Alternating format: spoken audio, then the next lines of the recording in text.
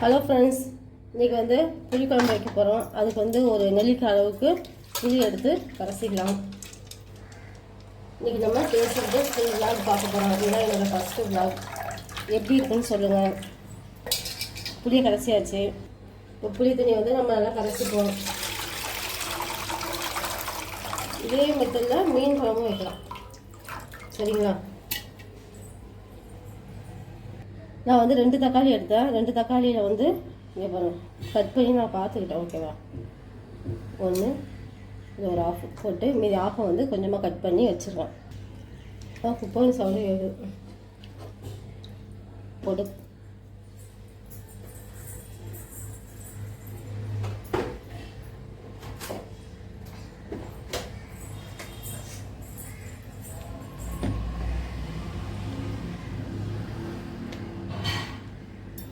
நமக்கு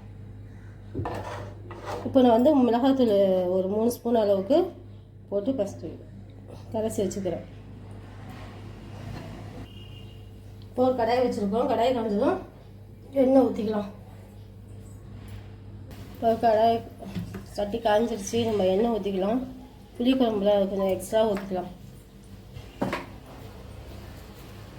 எண்ணெய் காய்ஞ்சது வெந்தயம். எண்ணெய் பொரிஞ்சிருச்சு. வெந்தயம் பொரிஞ்சிருச்சு. இப்போ வந்து சின்ன வெங்காயமும் பெரிய வெங்காயமும் மிக்ஸ் பண்ணி கட் பண்ணி வச்சுருக்கோம். அதை போட்டு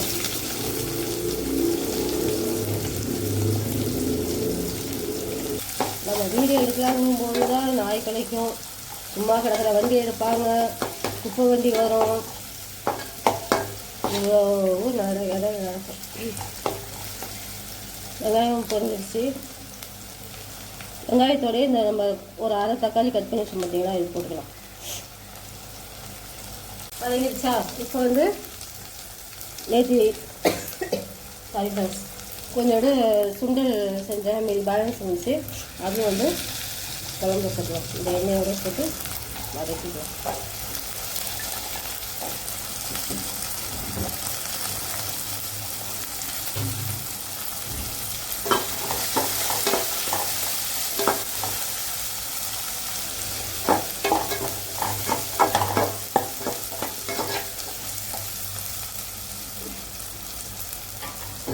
நம்ம கரைச்சி வச்சுருக்கோம் பார்த்தீங்களா, தக்காளி புளி மிளகாய் ஊற்றிக்கலாம்.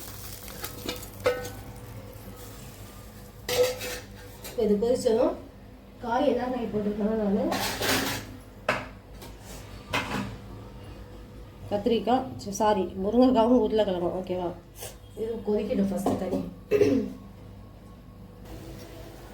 கொதிக்க ஆரம்பிச்சிருச்சு. இப்போ ஃபஸ்ட்டு நம்ம உருளைக்கிழங்கு ஃபஸ்ட்டு வேக போகணும். அதில் கொஞ்ச நேரம் கழிச்சு முருங்கைக்காய் போடலாம். இப்போயே முருங்கைக்காய் போட்டுன்னு வச்சுக்கோங்களேன், ரொம்ப கலஞ்சி போன மாதிரி ஆகிடும்.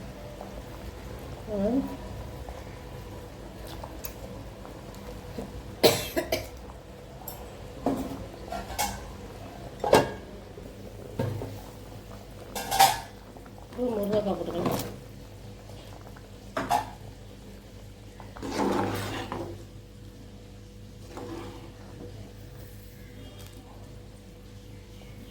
இது வந்துகிட்டே இருக்கு ஃப்ரெண்ட்ஸ். நம்ம போய் முருங்கைக்கீரை க்ளீன் பண்ணிட்டு வரலாம்.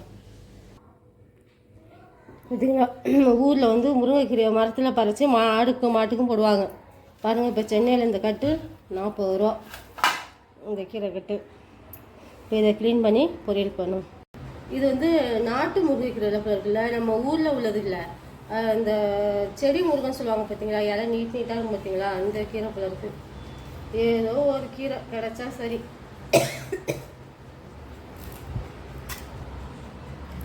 அது சனிக்கிழமை கீரை சாப்பிடலன்னா ஃப்ரெண்ட்ஸ் எனக்கு அப்படியே மண்டையை வெடிச்சோம்.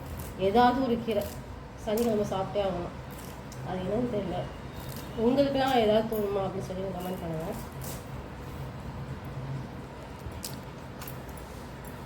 ஹைப்ரிட்னு ஃப்ரெண்ட்ஸ் இப்போ வந்து பழங்கள் காய்களில் ஹைப்ரிட்டு.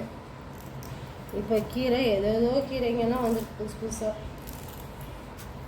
இந்த முருங்கைக்கீரையை பற்றி என் பொண்ணு சொல்கிறா, இது முருங்கைக்கீரையே கிடையாது. ஆனால் என்ன பண்ணுறது,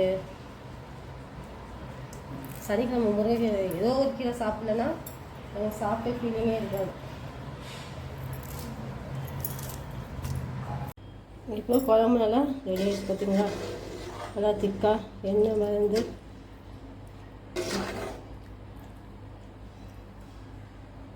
அவ்வளோதான் ஃப்ரெண்ட்ஸ். இப்போ அடுத்து நம்ம முருங்கைக்கீரை பொரியல் பண்ணலாம். இப்போ நான் கீரையை நல்லா க்ளீன் பண்ணி அலசி வச்சுருக்கேன். கீரை பொரியல் பண்ணலாம். இது வந்து ஒரு கடாய் வச்சு கடாய் காய்ஞ்சதும் கொஞ்சமாக எண்ணெய், அந்த காஞ்ச மிளகாலாம் எண்ணெயில் போட்டு வறுத்தா நல்லா வாசனையாக இருக்கும் பார்த்தீங்களா, அதுக்காக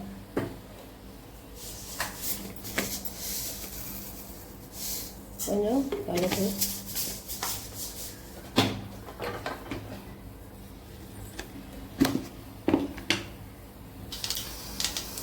ஒரு 2-3 காஞ்ச மிளகாவை நல்லா கிள்ளி இது வந்து இந்த எண்ணெயில் பொரியும் போது வாசனை நல்லாயிருக்கும். அதுக்காக கொஞ்சோண்டு எண்ணெய், ஒரு 2-3 பெரிய வெங்காயம் கொடுத்தீங்களா, அது சின்ன வெங்காயம் தான் போட்டுக்கலாம், என்கிட்ட காலி ஆகிடுச்சு. அதனால் பெரிய வெங்காயம் வந்து ஒரு 3 வெங்காயம் தான் நிறைய போட்டு நல்லா இருக்கும் கீரைக்கு. இங்கே ஒரு அடுப்பில் சாப்பாடு வச்சுட்டேன். ஒரு அடுப்பில் சாப்பாடு ரெடி ஆகிட்டு குழம்பு வச்சாச்சு. கீரை பொரியல் பண்ணிடுவோம், கொஞ்சம் அப்புறம் முடிச்சுக்கலாம்.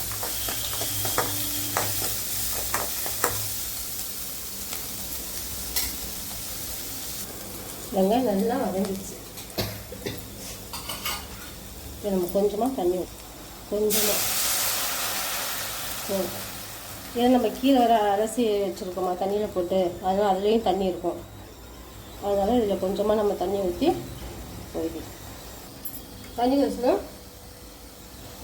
நம்ம அதை க்ளீன் பண்ணி கீரை போட்டுக்கலாம்.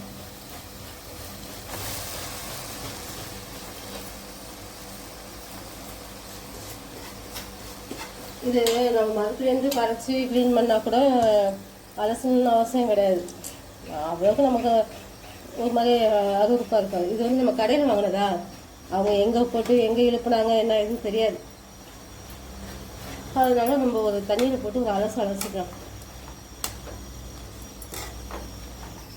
லேசாக வெந்துக்கிட்டே இருக்கட்டும். நம்ம போய் கொஞ்சமாக தேங்காய் திருவி எடுத்துகிட்டு வரலாம். நான் உப்பு இன்னும் போடல ஃப்ரெண்ட்ஸ், கொஞ்சம் சுருண்டு வரட்டும், அப்புறமேட்டு நம்ம உப்பு போட்டுக்கலாம்.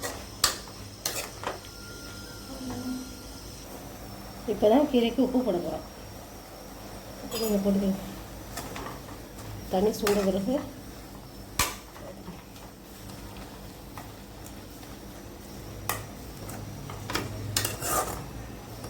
எவ்வளோ போட்டு இப்போ எத்தனை ஆகிடுச்சு பார்த்தீங்களா, இந்த கீரை 35 ரூபா.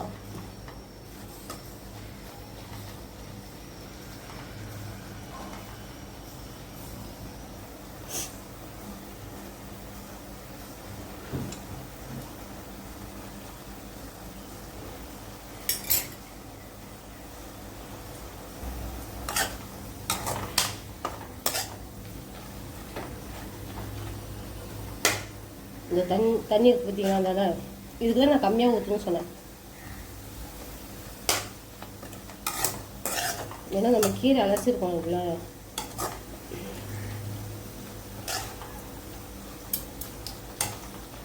தண்ணி சுண்டு மற்றினதும் நம்ம வந்து தேங்காய் திருவி போட்டுக்க வேண்டியதான்.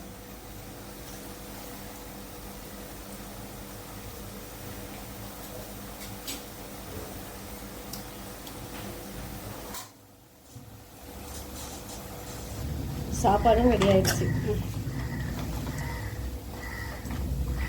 இப்போ தண்ணி சுண்டுச்சா, இப்போ நம்ம டேஸ்ட்டுக்கு எவ்வளோக்கு தேங்காய் பூ வேணுமோ அவ்வளோக்கு நம்ம போட்டுக்கலாம்.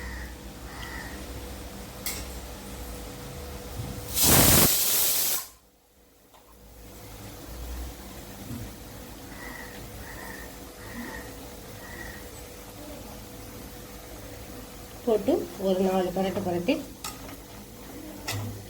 எடுத்தோம்னா சூப்பராக தேங்காய் பூ முருங்கைக்கீரை வந்து நமக்கு ரெடி ஆகிடும்.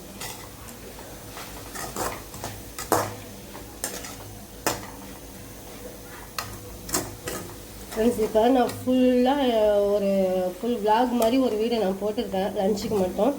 எப்படி இருக்குன்னு சொல்லிவிட்டு நீங்கள் கமெண்ட் பண்ணுங்கள். எது வந்தாலும் நீங்கள் கமெண்ட் பண்ணி சொல்லுங்கள், அப்போ தான் எனக்கு தெரியும். அப்போ மடல் மார்க்கெட் சேனல் சப்ஸ்கிரைப் பண்ணிக்கோங்க.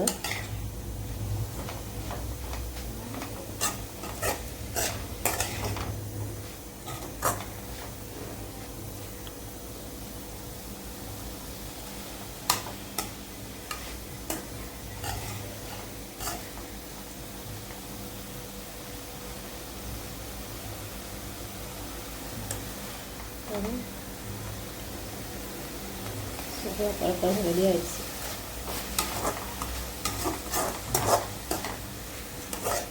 ஆனால் ஊரெல்லாம் சும்மா கொஞ்சோண்டு தண்ணியை ஊற்றுறாங்க, அதில் வெங்காயம் அரிஞ்சு போடுறாங்க, காஞ்ச மிளகாய் கிள்ளி போடுறாங்க. தண்ணி கொதித்ததும் கீரை அள்ளி போட்டு அதை அப்படியே சுண்டி வந்ததும் என்ன செஞ்சுறாங்கனாக்கா அதுலேயே அந்த தண்ணியிலே வெந்துடுது. அவங்க அந்த எண்ணெய்லாம் எதுவுமே போட மாட்டேங்கிறாங்க. சும்மா செஞ்சாலே அது நல்லா செம்ம டேஸ்ட்டாக இருக்கும். அது அப்படியே சுண்டு வந்ததும் தேங்காய் பூ திருவி போட்டு இதே மாதிரி இந்த ட்ரை ஆன பிறகு இறக்கிறாங்க. அது நல்லா தான் இருக்கும் இந்த கீரையும். அவ்வளோதான் ஃப்ரெண்ட்ஸ். இங்கே பாருங்கள், தண்ணி சுத்தமாக இல்லையா, இந்த ஸ்டேஜ்க்கு நம்ம ஆஃப் பண்ணிக்க வேண்டியதான். இன்றைக்கி பசங்களுக்கு லீவ், அதனால் வந்து லஞ்சு கட்டல. இன்றைக்கி அப்பளம் பொரிச்சிக்கலாம். இப்போ நம்ம அப்பளமும் பொரிச்சிக்கலாம்.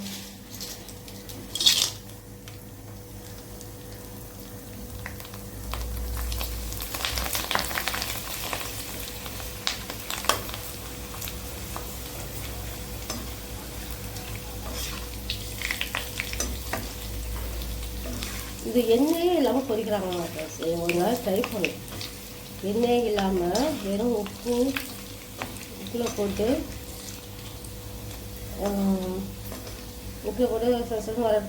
வறுக்கிறாங்க. அது அப்படியே பொரிஞ்சு வந்துடுது.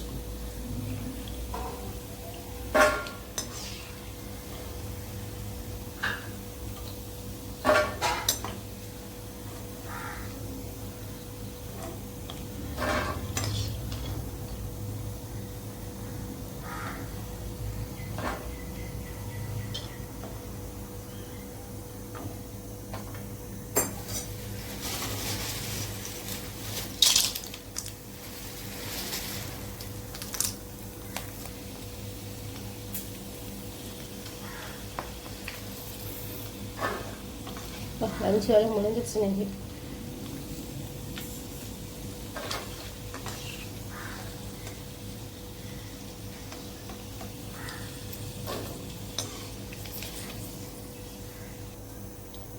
அவ்வளோதான், அப்படியே முடிச்சாச்சு. இப்போ வந்து சாப்பாடும் சுட சுட சாப்பாடு ரெடி ஆகிடுச்சு. முருங்கைக்காய், உருளைக்கிழங்கு, கொண்டைக்கலையெல்லாம் போட்டால் புளிக்குழம்பு ரெடி ஆகிடுச்சு. முருங்கைக்கீரை அப்பளம் முடிச்சு வச்சுருக்கேன். தயிர். இதான் ஃப்ரெண்ட்ஸ் இன்றைக்கி எங்கள் வீட்டில். கமெண்ட் பண்ணுங்கள். இந்த வீடியோ லென்த்து வீடியோ வந்து எப்படி இருந்துச்சுன்னு சொல்லுங்கள். Thank you friends.